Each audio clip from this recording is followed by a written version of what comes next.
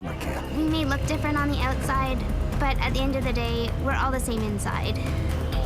On the other side of the world, Tanzanian sisters Semeni and Shida also have albinism, born without skin pigment.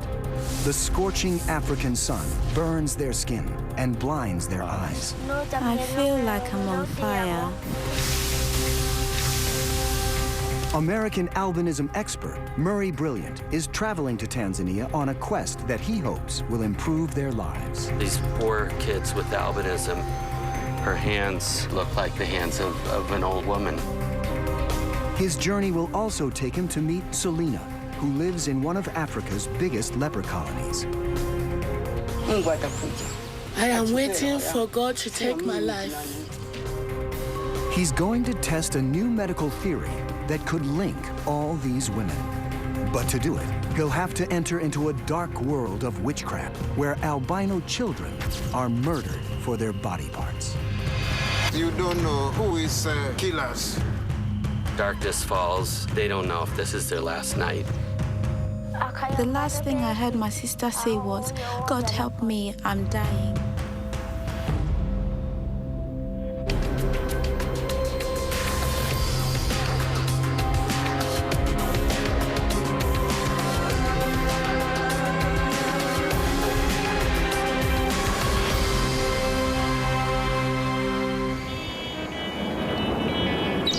In Toronto, Canada, it's the start of summer vacation.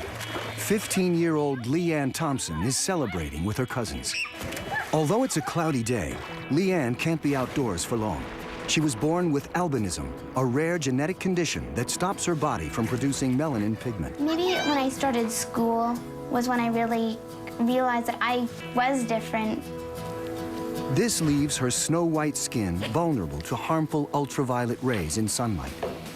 Getting really burnt is no fun at all. You always have to have it in the back of your mind that the sun is a problem and you can't forget about it.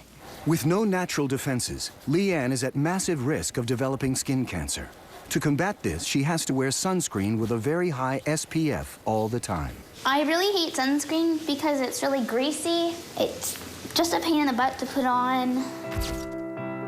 For parents Rick and Trish, seeing her for the first time was a major shock. I had to have a general anesthetic, and I got up at 5 o'clock the next morning. I didn't know what she looked like. So Rick told me to go down to the nursery, that her head shone in the dark, and it absolutely did. She had effervescent hair. So that's how I found her the next morning. But this weekend, for the first time, Leanne won't be the odd one out. She's going camping with 50 other people with albinism, who share many of the same problems. She's a bit apprehensive, perhaps, not knowing what she's exactly getting into. There is a bit of nervousness. I haven't been to it before. I don't know a lot of the people going. I'm sure it'll be great. 7,500 miles away in Tanzania, 15-year-old Semeni and 13-year-old Shida are albino sisters. Their mother and siblings are black, but they are white.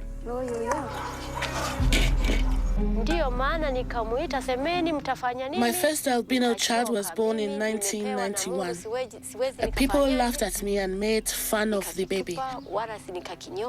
The villagers were afraid I was going to bring bad luck on them all. I gave her the name of Semeni. It means talk, but you will tire. A child is a gift from God. I would never kill her. When I walk with my children, people look down on us. My children are human beings, not dogs. It makes me angry. Why do they do that?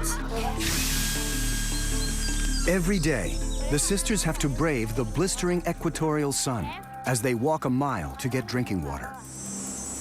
With midday temperatures reaching 100 degrees, Semeni and Shida set off as early as possible so they can return home before the sun gets too high for their sensitive eyes and skin.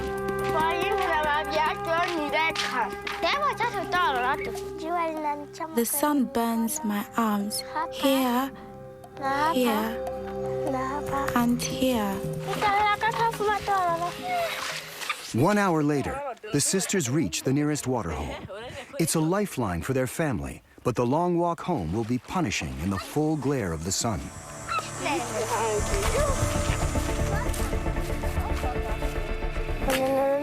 I find it hard to open my eyes during the day.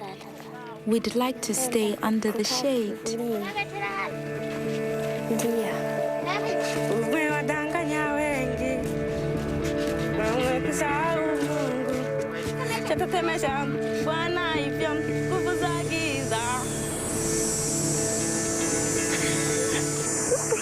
They're home before midday.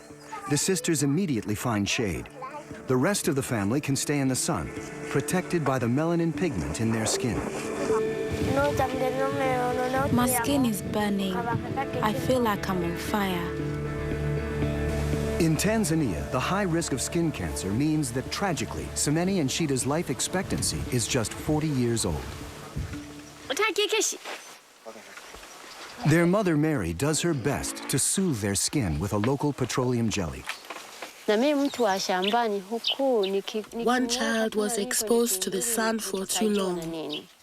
Her face was blistered all over for a week.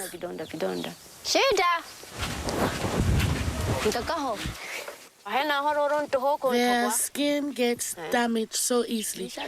I've heard there are better ointments, but I can't afford them. By mid-afternoon, the sun is still scorching, but Mary needs Semeni and Shita to collect firewood for cooking the evening meal.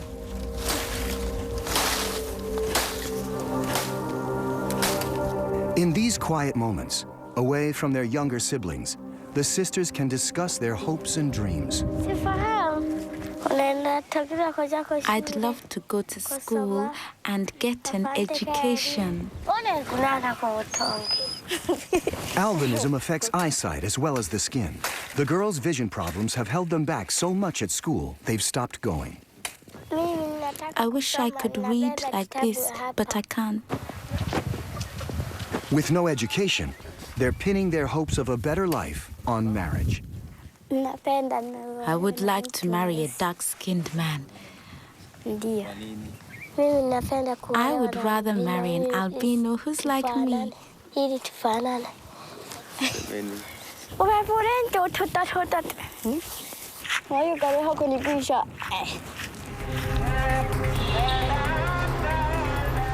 American professor Murray Brilliant from the University of Arizona has been studying albinism for 25 years.